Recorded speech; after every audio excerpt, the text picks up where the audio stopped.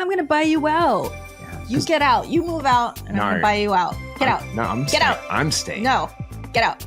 Because I love this house. I put too much time and effort into this I house. put blood, sweat, and tears in this house.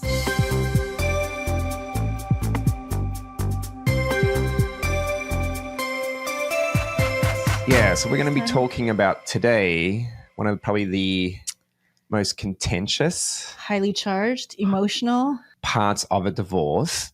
And asset of a divorce. Yeah, asset of a divorce. And where often we find and see divorcing couples making really some critical mistakes when they divide that. Yeah, because it is so emotional. We're talking about, your home. Mm-hmm. And it's probably going to be your biggest asset out there for most families. Most families that own their home. Yeah. And it has a lot of emotions tied to it. And we're going to talk about our personal stories there on that. Yeah. And it has huge ramifications if you screw it up. Yep. People kind of go broke over it or mm-hmm. fight for something that they can't afford when it's probably okay to let it go. Yeah. Or make excuses like, it's for my kids. It's really not. Yeah. It's for you. I want to run it out during the Olympics. So. Right. Yeah. Right. Yeah. Yes. Okay. I know I want to do that. So yeah. So. And we've made some mistakes too. So we'll talk about definitely us personally. Yeah. So, all right. What are we talking about, Jade? We are talking about dividing up your home. Yep. Mainly your principal residence. Mm-hmm. If you have rentals too, fine. But I think we're really talking about the principal residence for the most part. And I think it's easier just to focus on that. And if we say house, it could mean condo, it could mean co-op, it could mean whatever RV, whatever it is. Whatever it identifies as. Home. Yeah, whatever your home identifies it as, that's what we're talking about. Yeah. But this is what we're going to expect. What we're going to talk about today is how do we even just value it and dividing that home, such real estate. Yes. And talking about options for handling the real estate and divorce settlements. For example, like, do we sell it? Do we buy each other out? Mm-hmm. Do we both keep it? Do we both stay in there still? Yeah. Right. Yeah. And we're also going to touch on addressing mortgage responsibilities and refinancing considerations. And limitations. Yeah. Yes. Just a quick reminder. Before we get into it. Yeah. Yeah. We're going to mention taxes and capital gains and all that fun stuff several times. Just a reminder, although we are financial professionals, we are not tax professionals. Mm-hmm. So please seek tax advice from your tax advisor, tax professional, i.e. accountant, before implementing anything. Yeah. This is definitely not any tax advice or guidance. Yes. There. And this is not specific to you. This is a broad discussion. Correct. All right. So we really wanted to talk about this because like we've said many times on other episodes, we've made our own mistakes. Mm-hmm. And this is why we've kind of pivoted in our profession to become more of an expert in the divorce process from a financial perspective, because we don't want other people to make those mistakes. Yeah.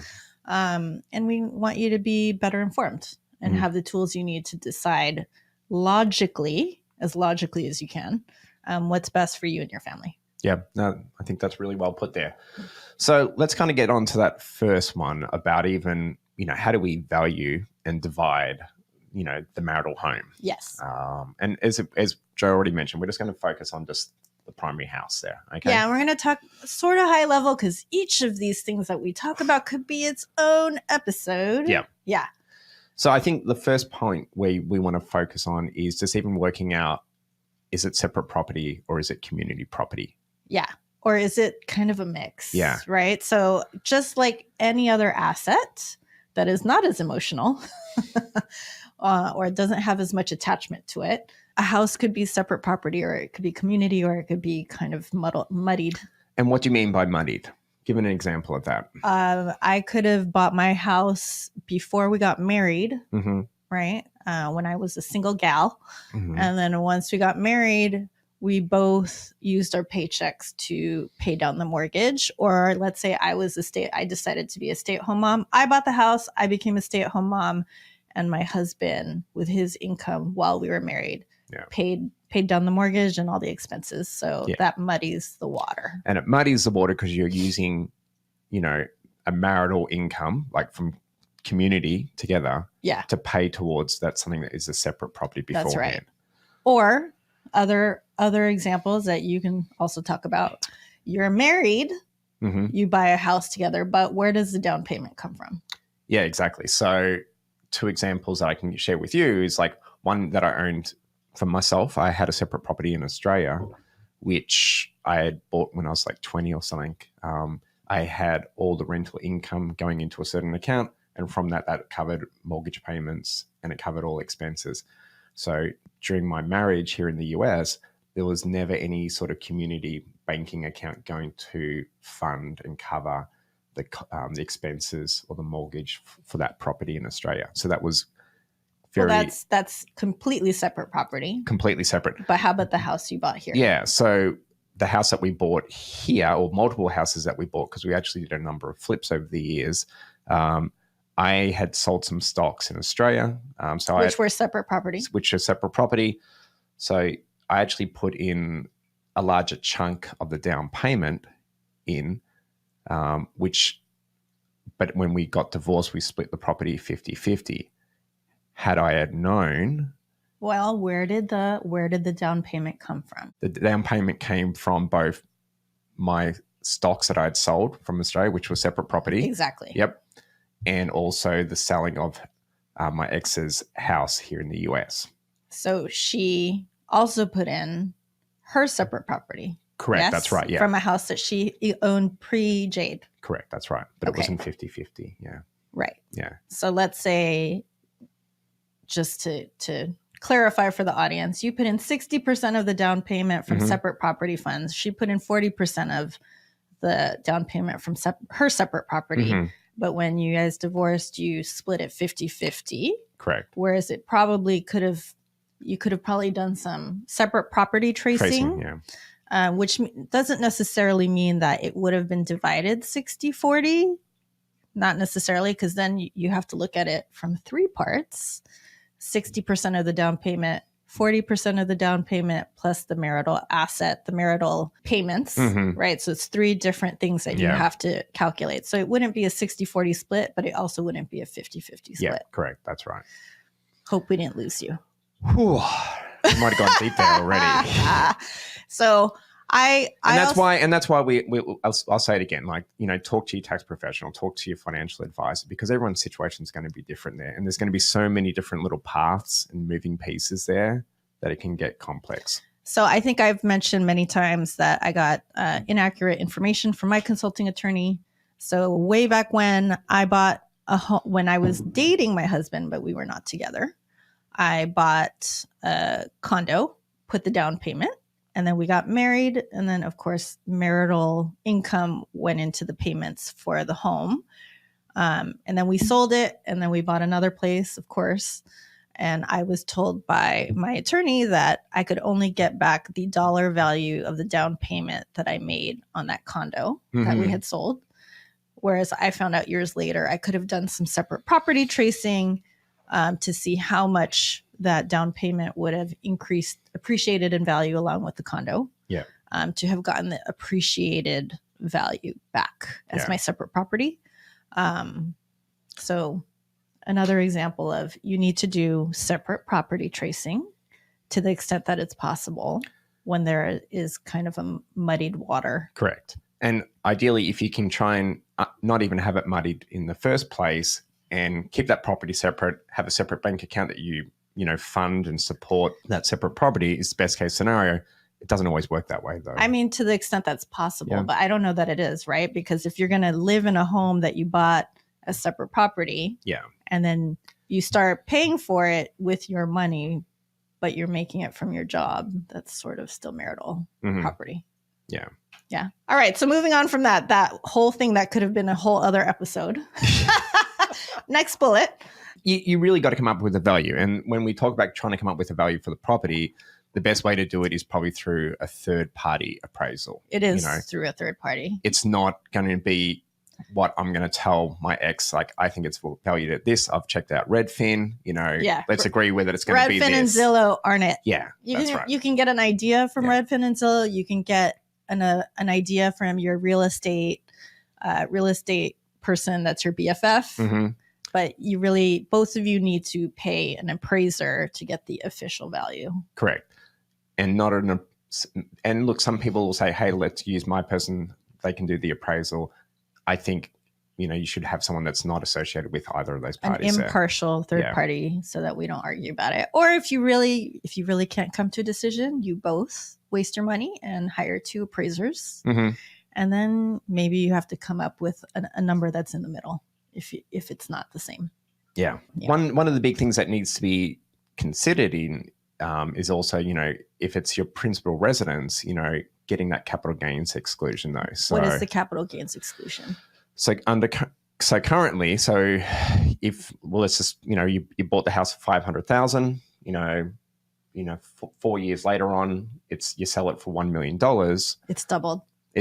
So there's $500,000 worth of gains there because you were married.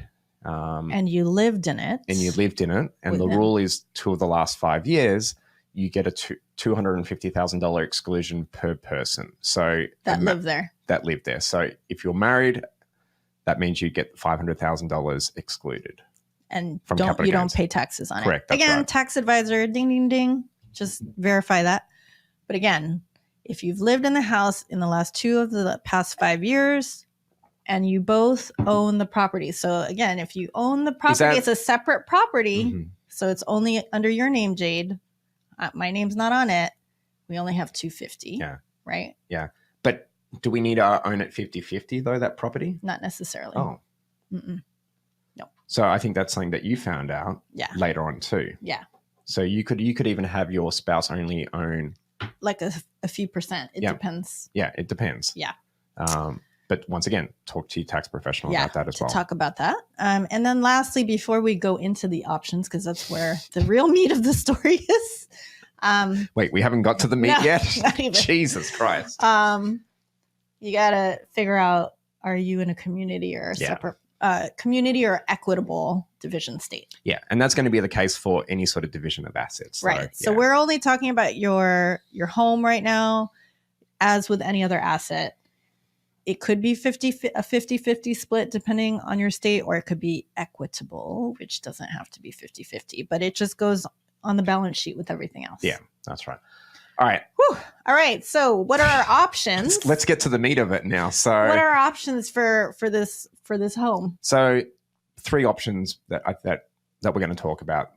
The first one is just really selling the home. So it's probably going to be the quickest, simplest way of, creating that equity there for you. So, that way, it's clean. You don't have to get into sort of complications that we're going to get into, next there. And then you could just add that liquidity, new liquidity to the rest of your assets to split. Correct. That's right. Yeah. To go as a down payment on the next house there. Or pay off debts or whatever. Yeah. All right. That's one already done. Well, but there's other concerns. So let's say you bought the house 6 months ago and miraculously it somehow appreciated a lot. You don't get that capital gains exclusion because you have to live in it for at least 2 years. Yep. So then if it miraculously goes up in 6 months, which I guess in this case, hopefully it doesn't, you'll have to pay taxes on the gain when you sell. Yeah. And maybe you live in an expensive part of town and the house you've owned for 20 years. And if you sell it, it's going to be really expensive to rent or buy something else. If you needed to stay in that area. If you need to stay in the area for school or whatever. Yeah. And being able to qualify for a new loan. If you're dual income and you are qualifying for a mortgage and then you become single income and maybe you can't find a loan as large. Yeah. Yeah. That's obviously can present challenges for either party, whether they're working or not, though. Especially if you've got maybe the stay-at-home spouse there, that could even present additional challenges for them. Correct. And I wasn't a stay-at-home spouse, and I had some challenges refinancing by myself. Yeah. Yeah. I mean, I got through it somehow. I think I had to sign up for a higher rate loan. Well, you could be a high income earner, but maybe you've just started that new job there and they're needing to see more of a track record. That's right. That happened to me because I think that was around the the COVID time there. So, and we had just kind of stepped out on our own there. Oh, So yeah. my income, dropped down initially there, and they wanted to see more of a track record. Right. Yeah. What about that second option though? I'm going to buy you out. Yeah. You get out. You move out, and I'm going to buy you out. Get out. No, I'm Get staying. out. I'm staying. No, get out. Because I love this house. I put too much time and effort into this I house. put blood, sweat, and tears in this house. Yeah. Does that sound familiar? It comes up so often, doesn't it? I'm going to buy you out, Yeah. and I make no money. How are you going to buy me out? Yeah. Yeah. It does come up. Yeah. And that's... It's for the kids. I don't want to disrupt the kids. They love this house. They're going to be so sad if we leave this house. Yeah, there's definitely a lot of difficulties that you need to consider when you start, if you're going to look down at this option of one party buying the other one out there, because, just because you're buying that other party out, and if there's a mortgage, that doesn't necessarily mean that the other person's taken off the mortgage though. Yeah. And then if you do buy the other person out, what other impacts can that have? That can affect the other person's ability to get a mortgage of their own, because if they're still stuck on that mortgage and now they've got to go and get their own house, yeah, they might not be able to qualify. Right. That's if both parties stay on the mortgage. That's if both parties stay on the mortgage. But there's other things, right? So buying out, if you take it literally, does the person buying the other person out, do they have hundreds and thousands of dollars to literally buy out the person? Yeah. Are they going to give up all the remaining assets just to keep the house? So let's say you're 55 years old, gray divorce. You're like, I'm going to keep this damn house. I don't care. Even if I give up all our other assets, I'm going to keep this damn house. How are you going to retire in a few years if you give up all retirement assets just to keep the house? Are you going to work for the rest of your life?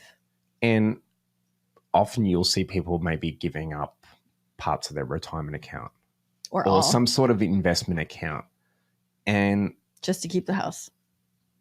Yeah, exactly. Mm-hmm. And something that needs to be considered is the taxes and how each of those, not every asset, and we said this beforehand, not all assets are taxed the same way. Mm. So it's not like you can say, I'm going to give you, that 300,000 mortgage or 300,000 worth of equity in the house, and I'm going to give you, a $300,000 retirement account. And then the person buying out, can you even afford to refinance?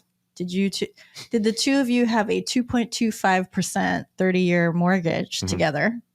And now that you try to refinance, is it going to be 7%? And is it going to double your payments? Yeah. Can you do that? Yeah. Can you continue to cover all the additional costs of maintaining a house or a property? Mm-hmm. They do cost.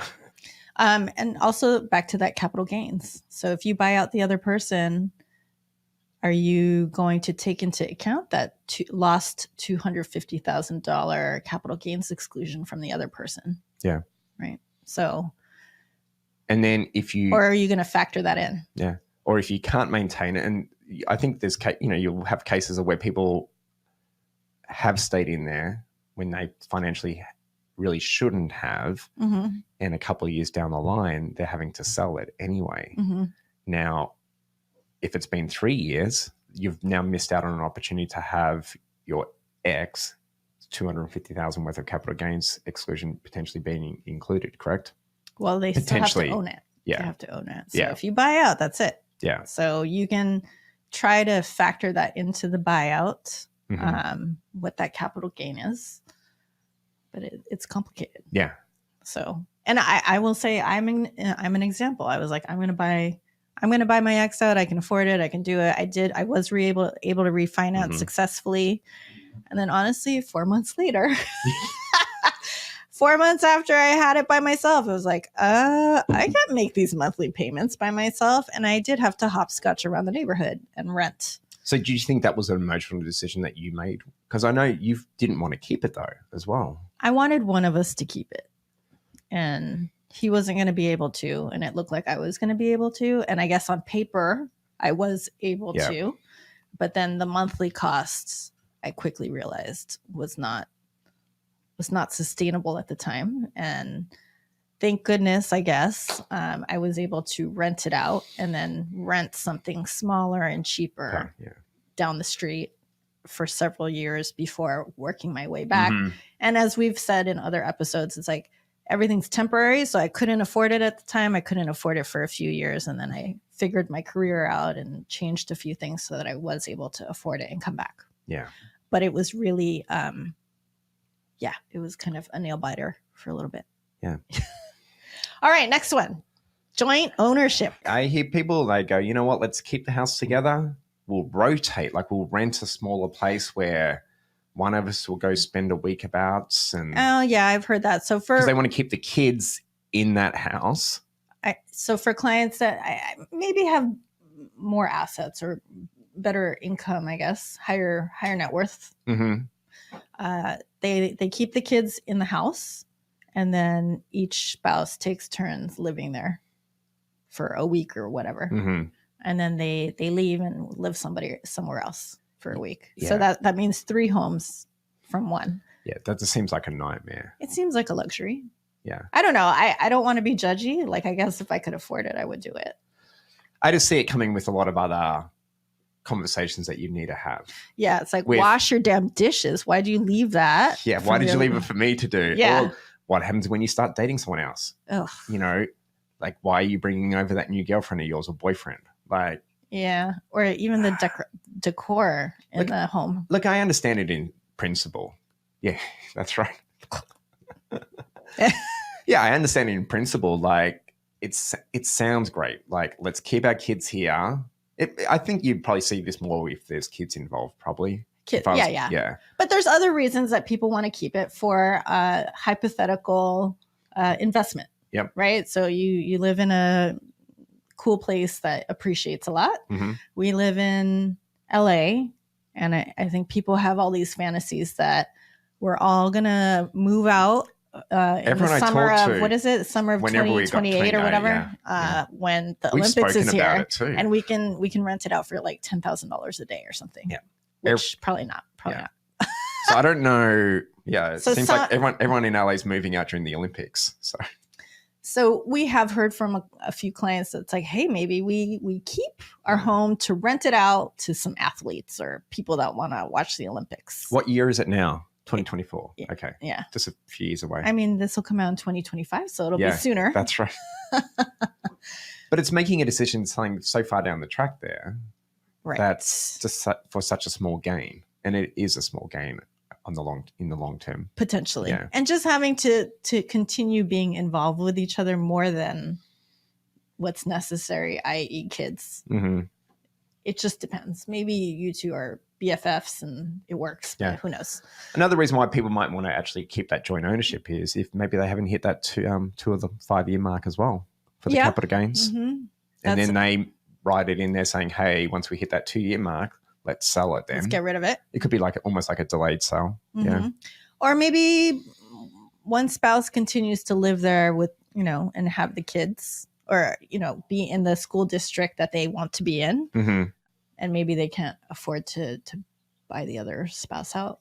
Right. So then they have to cut a deal. So if you can't buy each other out, but one spouse is really going to benefit from it, maybe the assets are split a little differently because one spouse gets to benefit more.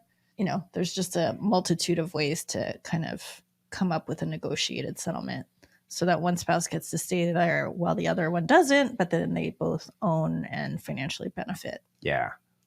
But that sounds hard, but it happens. It happens. But that's why you need to have a team of professionals around you to calculate those options. Yeah, look at all these different options and calculate the numbers. And honestly, translate the emotions that both of you might be feeling around the house, translate it into numbers and cents so that you can try to make a better informed decision. Yeah. For the family. All right. So mortgage responsibilities and refinancing. We kind of touched upon some of it. Yeah. A few years ago, you might have gotten a loan for 2%, 3% for 30 years. I saw people getting it down into 1%. So yeah. Yeah. And that's basically free money. And now the latest rate right now, when we're recording, 7%. Like, 6, 7s. Yeah. 7. Yeah. Yeah. Bad. That's triple. More than triple than the lowest rate from a few years ago.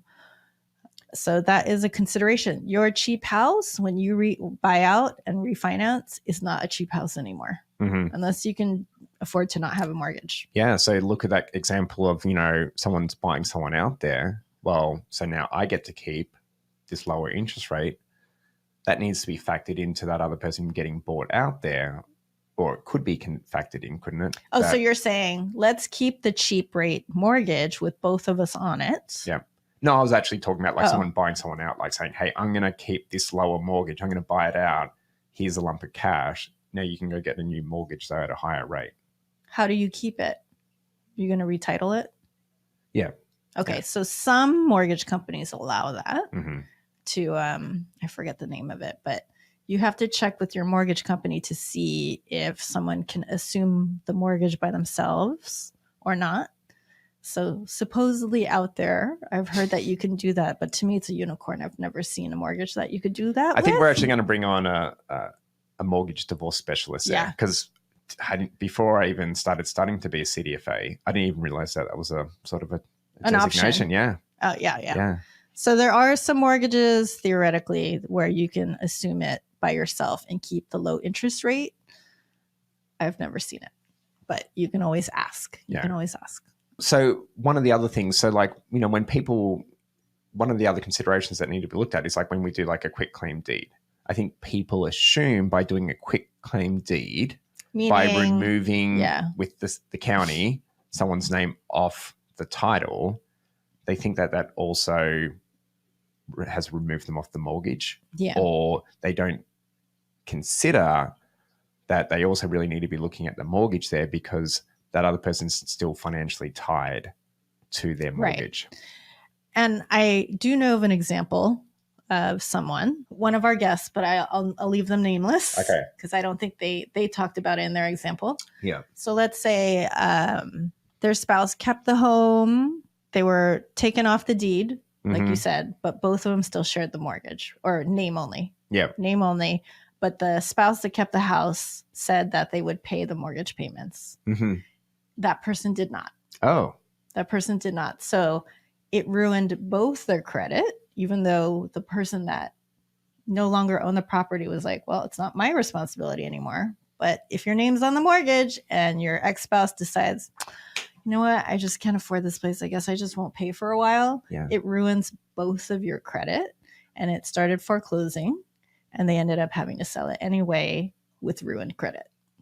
Yeah. So an example of just sell it, maybe, if you can't trust your spouse. If this is an option where it's like, oh, you know what, it's cool, my name can stay on the mortgage while you stay in it. But it's your responsibility. Yeah. Just you have to trust your spouse to be able to make those payments, because it's on you at the end of the day. If they don't pay it, your credit's on the line also. Yeah. So that was a lesson learned, and I don't think the guest talked about it, but they'll stay nameless. All right. I think we are way over, because this was such an exciting topic. Not really exciting, but so much to talk about. All right. So divorce this or that, Jade.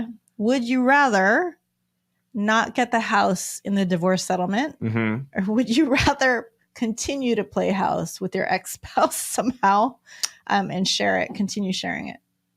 I think that's an easy one, given my situation. I guess it's if you had a mansion and like you had different... Or a duplex or an apartment building.